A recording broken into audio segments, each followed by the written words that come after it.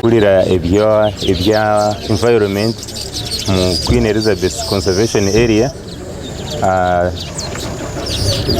Why I am here ne kubagamba ekizibu kyetulina mu conservation eno. Eno conservation rundi park eno yali originally yali open savanna, but because of the invasives nechuka, we got a very big challenge of invasive species ekibayita kalimanjojo, in English called the Dichorostachys cinerea. Yaja ne covering the whole part, and the challenge with it bwetuka mwanya egukavaringa gona ebisoro tebefuna chawakurya tebifuna wakuhita. What happens, they go out and they cause human wildlife conflict. So Gwaja in 2014 we didn't know that it would be a big problem, and later netutandika kukolako research netulaba how we can manage it, but we later found out that the intervention they were using by then would use bulldozers to grade the area. We realized that one was not going to work because it would be like seeding it and also changing the soil structure. So we did manual removal, cutting and removing and uprooting, then burning. Ekyo kyatukolera. So later we wrote proposals netuwandika omu bitongole World Bank netuwa sente netuja mu hectares zenkana 761 zetukozeko. Now when we used the graders twakola omwanya munene. We worked about 4,000 hectares. Netulaba at start it was looking nice, but when it started sprouting twalaba twayonona, because as we were moving around the craters we were seeing how we disturbed the area. So netujamu netukozesa engalo. That's where we were able to get some funds from World Bank, and netukola ko 243 or nayo network as annual operations fund netukozesa netukola ko 146.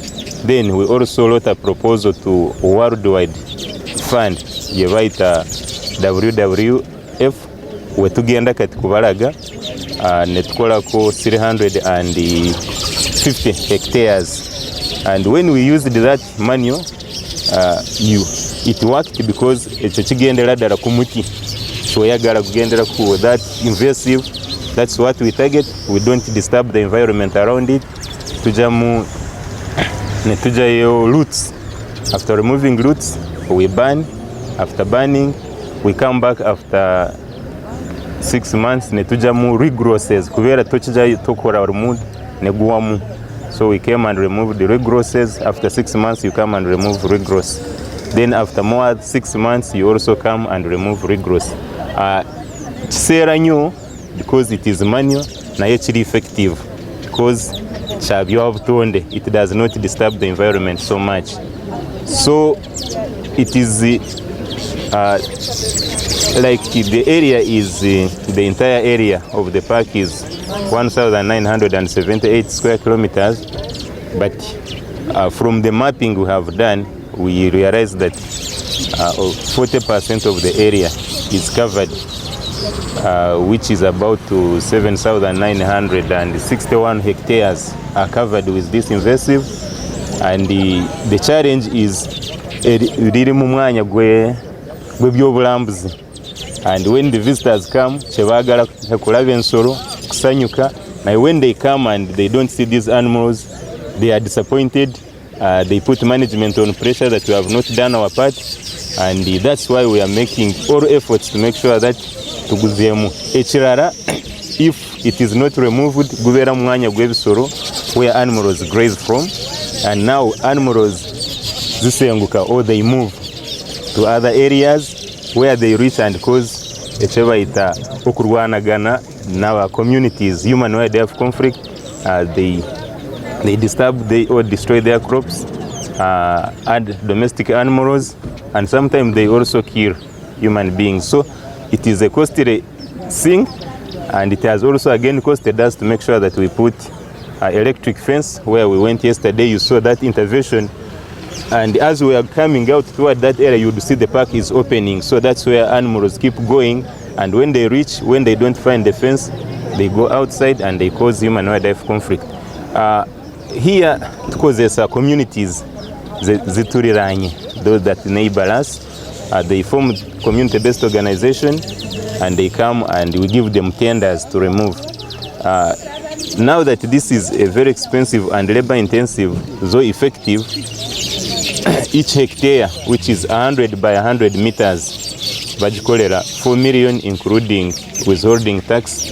And to do 1 hectare, you require 25 people who will do it in 10 days.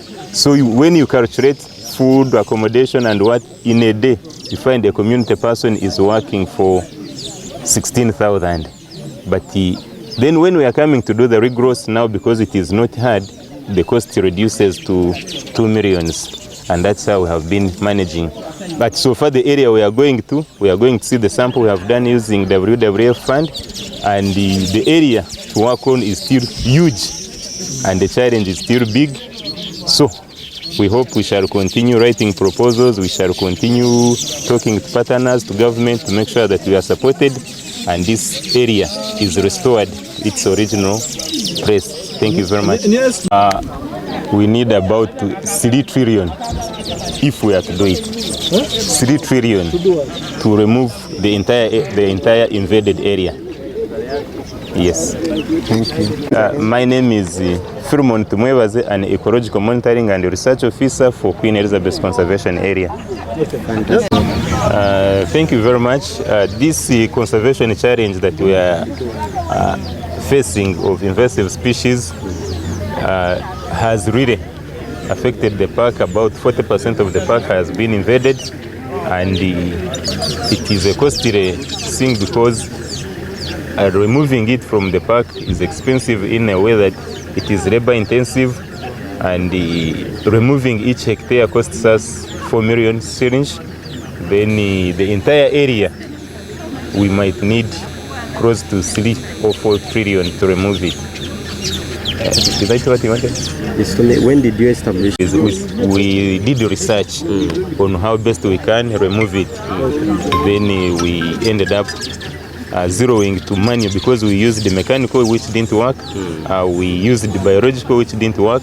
But when we went to manual, we see that if you consistently do it, we can achieve 80 to 85% effectiveness. So in terms of biological, what were you doing? We're using insects to feed on them, but it didn't work. There were also a vein that we would plant around to climb and strangle, but it was also not effective, because they would die at the same time they regenerate. Then how is this affecting the park in that it establishes in an area that used to be an open savanna system, the area that used to have wildlife, wild animals, and once it establishes itself in the area, the native grass is suppressed, and it also forms a very thick thicket where animals cannot cross. And when animals cannot cross, they move away. They cannot cross through, they cannot also get food, and they move. Okay. So, and it's who come for animal viewing. I beg your pardon? It disappoints? No, it disappoints tourists, especially it establishes itself in a tourism zone especially, and animals are dispersed and they move out of the park. Okay. Yes. So does it affect the multiplication of? If animals don't have food, they cannot produce. Okay. Yeah, they produce once they feed, once they are healthy, and once they don't have food, at times you will find out that the animal numbers will reduce, especially the grazers, the Uganda cobs, the waterbacks, they will reduce, and it will again affect the predators that feed on these animals, because the number of prey you have, the number of predators, lions and leopards, because they move together, they check each other's population. Okay. Yes. Then you said you've written a number of organizations. Yes, we wrote to World Bank that supported us to remove 200 243 hectares. We have written to WWF that has supported us to remove 350 hectares. We are still writing proposals up to date. We are engaging government to show that this is a problem. If we still need to benefit from it as government, we need to make sure that we remove it. So since 2014, have a trajectory in terms of budget. Yeah, when we those were the trials. When we started with doing the trials, we sought at a certain point. Government gave us funds when we saw that we can manage it mechanically. That's when I was telling you that we did over 3,000 hectares in around Kabator Gate, but it didn't work. So when we went into manual, we also, it was effective, though delaying, and it has been giving us some money annually, but it is also not enough given the magnitude of the problem. Every year we have a budget on invasives in our annual operations plan, but that money, given the areas we have to do and given other priorities, because we don't only have invasive as a challenge, we also have other things. We need to maintain these roads, we need to maintain the fleet, we need to have uniform, we need salaries. So we find we are torn apart. So that's why we need to appeal and write a proposal or a project dedicated for invasives. Okay. Yes.